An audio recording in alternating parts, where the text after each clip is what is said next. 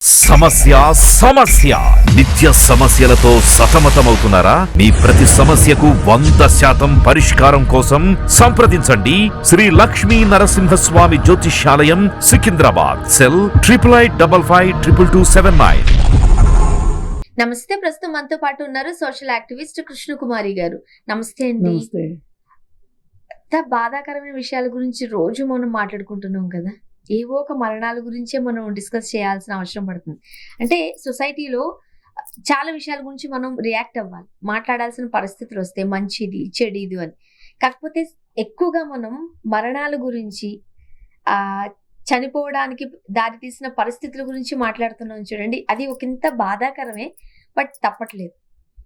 తిరుపతిలో నారాయణవనంలో జరిగిన సంఘటన, ఫినాన్షియల్గా ఎలాంటి ఇబ్బందులు లేవు, ఉన్నంత వరకు అతను బాగానే మధ్యతరగతి కుటుంబీకుడే.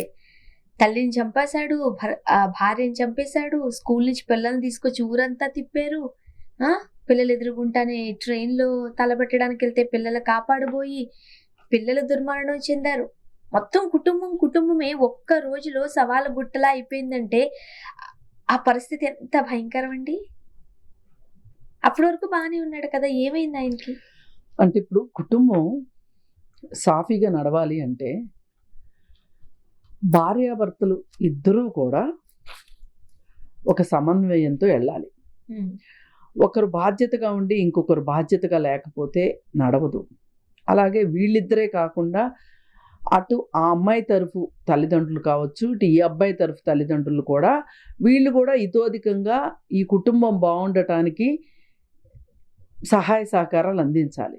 కానీ దురదృష్టవశాత్తు కొన్ని సందర్భాల్లో తల్లిదండ్రులు, ఇటు తల్లిదండ్రులు కావచ్చు అటు తల్లిదండ్రులు కావచ్చు, ఓవర్ ఇన్వాల్వ్మెంట్ వల్ల కొంచెం కుటుంబాల్లో కలతలు వచ్చే మాట వాస్తవం. అదే మీరు ఇంతకుముందు చెప్పారు, ఆ ఇద్దరి మధ్యలోకి థర్డ్ పర్సన్ రాకూడదు. సరే, ఇప్పుడు ఈ కేసులో ఏం జరిగిందంటే, ఇప్పుడు భార్య చాలా బాధ్యతగా ఉంది, ఈ అబ్బాయి మొదటి నుంచి సరిగా లేడు. ఇప్పుడు చూడ్డానికి ఎవరైనా ఏమంటున్నారు, ఏమీ ఆర్థిక సమస్యలు లేవు వాళ్ళకి అంటున్నారు. కానీ ఆర్థిక సమస్యలు లేకపోవటం అనేది ప్రపంచానికి తెలియాల్సిన అవసరం లేదు. అందరికి తెలియదు కదా, పైన పటారం లోన్ లటారం అన్నప్పుడు మనం చూడడానికి చాలా అబ్బా అనుకుంటారు. భార్య పనిచేస్తుంది, భర్త పనిచేస్తున్నాడు, పిల్లలు స్కూల్కి వెళ్తున్నారు, అంతా బాగానే ఉంది అని అనుకుంటారు. కానీ లోపల జరిగేవి ఎవరికి అర్థమవుతాయి? ఇప్పుడు ఇతనికి ఒక సిస్టర్ ఉన్నారు. ఇప్పుడు ఏం జరిగిందంటే, ఫాదర్ చనిపోతే కంపాషనేట్ గ్రౌండ్స్ కింద ఇతనికి ఉద్యోగం ఇచ్చారు. ఆ ఉద్యోగం చేయడం ఇష్టం లేక కొన్ని రోజులు ఖాళీగా ఉన్నాడు. ఈలోపు భార్య ఏం చేసింది అంటే, మరి భర్తకి ఉద్యోగం లేక ఈ కుటుంబాన్ని పోషించుకోవటం ఎట్లా? అందుకని ఆమె బ్యూటీ పార్లర్ పెట్టింది, టైలరింగ్ పెట్టింది, చిట్లేసింది, రకరకాల పనులు చేసి డబ్బులు సంపాదించింది. పాప మా అమ్మాయి సంపాదించి ఇతనికి సిమెంట్ కొట్టు పెట్టుకోవడానికి ఆసరా ఇచ్చింది. ఇస్తే ఆమె పెట్టించింది. సిమెంట్ కొట్టు కూడా బాగానే ఉంది. పైగా దాంట్లో ఆమె తమ్ముడు కూడా పనిచేస్తున్నాడు. అయితే ఆ సిమెంట్ కొట్టులో పనిచేస్తూ ఇతను ఆన్లైన్ రమ్మీ గేమ్స్కి, ఆన్లైన్ గేమ్స్కి అలవాటు పడ్డాడు. ఈ ఆన్లైన్ గేమ్స్కి అలవాటు పడటం వల్ల డబ్బులు చాలా పోయినాయి. ఇప్పుడు భార్య కూడా ఇవ్వగలిగిన పరిస్థితిలో లేదు. ఇప్పుడు ఒకసారి అంటే వ్యాపారం పెట్టించింది, కానీ పొద్దాక అంటే ఆమెకు బ్యూటీ పార్లర్ మీద కావచ్చు, చిట్లు కావచ్చు, టైలరింగ్ మీద ఎన్ని డబ్బులని వస్తాయండి పాపం. ఇంత చేసే అమ్మాయి వయసు ఎంత పాపం? 33 ఏళ్ళు, చిన్న అమ్మాయి పాపం. కానీ నిజంగా అమ్మాయికి ఆమె ఇప్పుడు బతికిలేదు, కానీ ఒక సాధికారత గల మహిళగా మనం చెప్పుకోవచ్చు. ఇప్పుడు చాలామంది ఎలాంటి పరిస్థితులు ఉన్నా కానీ వాళ్ళ దగ్గర స్కిల్స్ ఉన్నప్పటికీ కూడా భరించేవాడు భర్త. ఉద్యోగం నేను ఎందుకు చెయ్యాలి, నేను ఎందుకు పని చేయాలి అనే ఆడవాళ్ళు కూడా ఉన్నారు. కానీ ఈ అమ్మాయిని ఇంతలా మనం చనిపోయినా కానీ, మామూలుగా అయితే చనిపోయిన వాళ్ళ కళ్ళు చారుడు అంటారు, కానీ దురదృష్టం కొంతమంది కళ్ళు చారడు అవ్వవు, చనిపోయినా అవ్వవు వాళ్ళ కళ్ళు. కానీ కొంతమంది పాపం, ఈ అమ్మాయి విషయం నాకు చాలా హృదయం ద్రవించిపోతుంది. అసలు ఇంత కష్టపడిందే, అమ్మాయి ఎన్ని బాధలు పడి ఉంటుంది ఇతన్ని సెటిల్ చేయడానికి. అది కూడా ప్రయోజనం లేకోకుండా ఆన్లైన్ రమ్మీ గేములకు అలవాటు పడి అసలు ఆ రోజు అతను వాళ్ళ నాన్న ఉద్యోగం వచ్చినప్పుడు చెయ్యకపోవటమే ఒక రకంగా అతని బాధ్యత రాహిత్యం కనిపిస్తుంది. అతను ఆకాశానికి నిచ్చెనలు వేస్తున్నాడు. ఉద్యోగం చేస్తే ఏమొస్తాయి? ఏదో జీతం వస్తుంది, రోజు పొద్దున్న వెళ్ళాలి, సాయంత్రం రావాలి, ఎవరు పని చేయాలి అంతా? అలా కాకుండా ఏదో చేసేసి అర్ధరాత్రి మేడలు కట్టేయాలి అనే ఒక ఊహాలోకాల్లో ఉంటారు కొంతమంది. ఈ ఊహాలోకాల్లో ఉండేవాళ్ళే ఏం చేస్తారు అంటే త్వరగా డబ్బులు వచ్చే మార్గాల కోసం వెతుకుతూ ఉంటారు. ఈ ఎతికే వాళ్ళే ఉన్న డబ్బుల్ని ఎక్కువ వడ్డీలకి అప్పు ఇవ్వటాలు, ఈ ఆన్లైన్ బెట్టింగ్ల్లో డబ్బులు పెట్టటాలు, అలాగే రమ్మీ గేమ్లు ఆడటాలు వస్తాయి అనుకుంటారు. వీళ్ళు నమ్ముతారు. లాజిక్ ఉండదు వీళ్ళకి. వీళ్ళ ఆశే నడిపిస్తూ ఉంటుంది. అంతేగాని మనిషిని ఆశ నడిపించాలి, లాజిక్ కూడా నడిపించాలి. లాజిక్ పనిచేయదు. పనిచేయక ఇలాంటి దరిద్రపు కొట్టు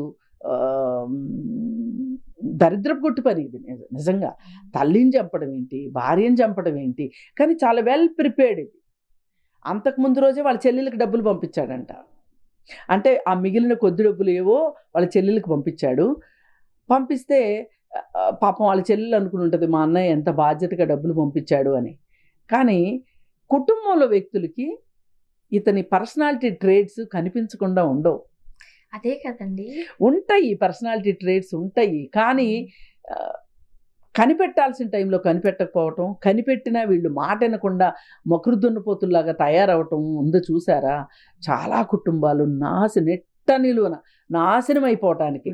ఆ పిల్లనిచ్చిన తల్లిదండ్రుల పరిస్థితి ఏంటి? వాళ్ళు ఎంత బాధ ఉంటుందో వాళ్ళకి. అది ఏం పట్టించుకోరండి. కొంతమంది నిజం చెప్పంటే చనిపోయిన తర్వాత కొంతమందిని ఏం అనకూడదు అంటారు, కానీ ఇలాంటి వాళ్ళని అసలు అనకూడదు అనే మాట లేదు, అనాలి. ఇప్పుడు ఇతని మెంటాలిటీని ఎంత ఎక్స్పోజ్ చేస్తే, మీడియాలో ఎంత మాట్లాడితే అతని లోపాల గురించి, ఇలాంటి పరిస్థితిలో ఉన్న వాళ్ళకి వాస్తవం అర్థమవుతుంది, తత్వం బోధపడుతుంది. ఇంట్లో వాళ్ళు కూడా ఒకసారి ఇబ్బందికరమైన పరిస్థితులు ఉన్నాయని అంటే అలర్ట్గా ఉండాల్సిన అవసరం ఉందేమో. ఖచ్చితంగా అలర్ట్గా ఉండాలి, చేసుకోవాలి. ఇప్పుడు ఒక మనిషికి ఒక ఛాన్స్ ఇవ్వాలండి, 2 ఛాన్సులు ఇవ్వాలి, 3 ఛాన్సులు ఇవ్వాలి. ఆ తర్వాత వాళ్ళకి ఛాన్స్ ఇవ్వకూడదు నన్ను అడిగితే.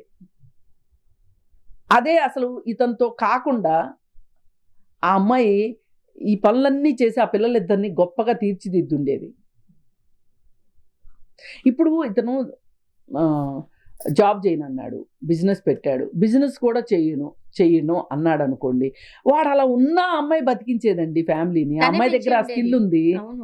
మరి అలాంటి పరిస్థితుల్లో ఈ విధంగా అసలు ఎలా చేశాడు అని మాట్లాడుకోవటం వేస్ట్. ఎందుకంటే అందరూ మాట్లాడేశారు. కానీ సమస్య మూలాల్లోకి వెళ్ళి మనం ఈ కుటుంబ పరిస్థితిని కనుక మనము కాస్త ఎనలైజ్ చేస్తే అర్థమయ్యేది ఏంటి అంటే, కుటుంబ బాధ్యత అనేది ఏ ఒక్కరో తీసుకున్నా ఉపయోగం లేదు. దానిలో ఇద్దరికీ ఉండాలి, బాధ్యతగా ఉండాలి, ఇద్దరు ఉండాలి. అందుకే ఇట్లాంటి వాళ్ళని చూస్తేనే సామెతలు పుట్టేది. ఎద్దు ఎండకి లాగుతుందంట, దున్నపోతు నీడకు లాగుతుందంట. ఒక ఎద్దు ఒక దున్నపోతుతోటి వ్యవసాయం చేయరు ఎవరు. చేస్తే 2 దున్నపోతులతోనో లేదా 2 ఎద్దులతోనో చేస్తారు. ఎందుకు అంటే సాగనివ్వదు. అలాగే మనుషులు కూడా ఒకరికి బాధ్యత ఉంది, ఒకరికి బాధ్యత లేదు. ఏమవుతుంది చెప్పండి? బాధ్యత లేని మనుషులతోటి ఎంత కాలం అని సఫర్ అవుతారు, ఈ మహిళలు కానీ పురుషులు కానీ. కొంతమంది మహిళలకు కూడా బాధ్యత ఉండదు. కిట్టి పార్టీలని, వచ్చిన ఆన్లైన్లో బట్టలు కొనుక్కోవటం, ఆన్లైన్లో షాపింగ్ చేయటం కానీ, పద్దాకా బయటికి తీసుకెళ్ళమని ఒత్తిడి చేయటం కానీ.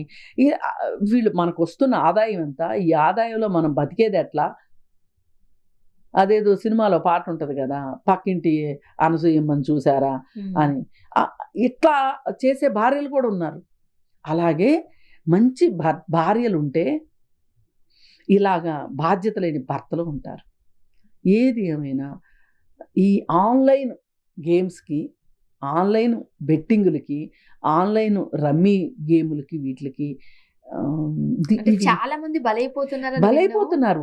అసలు గమ్మత్ ఏంటంటే, దీనికి కూడా పెద్ద పెద్ద సెలబ్రిటీలు అడ్వర్టైజ్మెంట్ ఇస్తారు ఈ ఆన్లైన్ రమ్మీ గేమ్కి కూడా. అలాగే నాకు మెసేజ్లు వస్తూ ఉంటాయి, నేను ఇప్పుడు రావటం మానేసినాయి. నేను ఏంటి అంటే మీ మీ ఆన్లైన్ రమ్మీ అకౌంట్లో 5,000 బోనస్ ఉంది అంట.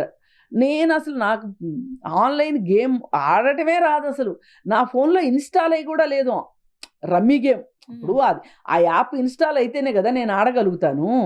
అసలు అంటే వీళ్ళు ఎలా బులిపిస్తారు అంటే మనుషుల్ని ఎలా వాళ్ళ దారిలోకి తీసుకొచ్చుకుంటారు అడ్వర్టైజ్మెంట్ల పేరుతోటి అనేది. మూలనున్న ముసలమ్మలతో కూడా ఆడించగలరు వీళ్ళు, ఇంత మాయ చేస్తున్నారు. అందుకే ఆన్లైన్కి సంబంధించిన ఏ నేరాలు మోసాలు ఘోరాలు జరిగినా మనం చాలా ఎక్కువగా స్పందించి మాట్లాడతాం. వీటిపైన ఒక కంట్రోల్ ఉండాలి, ఒక నియమ నిబంధనలు ఉండాలి అని చెప్పి. తల్లిని చంపేశాడు అని అంటే మేబీ తల్లి కోడలకు సపోర్ట్ ఏమో, బహుశా అంటే ఇక తను చచ్చిపోదలుచుకున్నాడు, క్లియర్ కట్గా అర్థమవుతుంది. వాళ్ళని చంపాడు కాబట్టి చావటం కాదు, తను కూడా చచ్చిపోవాలని డిసైడ్ అయ్యాడు. అందుకే చెల్లెలకి డబ్బులు ఇచ్చాడు, వాళ్ళిద్దరిని చంపేశాడు. పిల్లలు ఎదురుగుంటే ఎందుకు చచ్చిపోవాలనుకున్నాడు? ఖచ్చితంగా వస్తారని తెలుసు, అంతే కదా, ఖచ్చితంగా వస్తారని తెలుసు. ఎంత తెలివిగా ఆలోచించాడు. పనికిమాలిన తెలివితేటలు ఇవన్నీ, పనికొచ్చే తెలివితేటలు కాదు. కష్టపడి పని చేసుకుని అందుకే కుటుంబం నిలబడి ఉండేది కదా, కుటుంబం నిలబడి ఉండేది. ఇప్పుడు మానసికంగా సరిగా ఉండటము అనేది ఎంత అవసరమో అర్థమవుతుంది కదా. అందుకే WHO కూడా చెప్తుంది, ఒక మనిషి కాళ్ళు చేతులు ఉండటం కాదు, ఆరోగ్యంగా ఉండటం కాదు, భౌతిక ఆరోగ్యమే కాదు, మానసిక ఆరోగ్యం వెల్బీయింగ్ కూడా చాలా ఇంపార్టెంట్ అని చెప్పేది ఇందుకే వరల్డ్ హెల్త్ ఆర్గనైజేషన్. అందుకే ఇవాళ మానసిక ఆరోగ్యం పట్ల చాలా శ్రద్ధ వహించాల్సిన అవసరం ఉంది. ఏమన్నా ఇలా తేడాగా ప్రవర్తిస్తున్నారంటే ఎలాంటి ఇబ్బంది లేకుండా సైకాట్రిస్ట్ కానీ సైకాలజిస్ట్ కానీ దగ్గరకు తీసుకెళ్లాల్సిన అవసరం. Thank you. Thank you.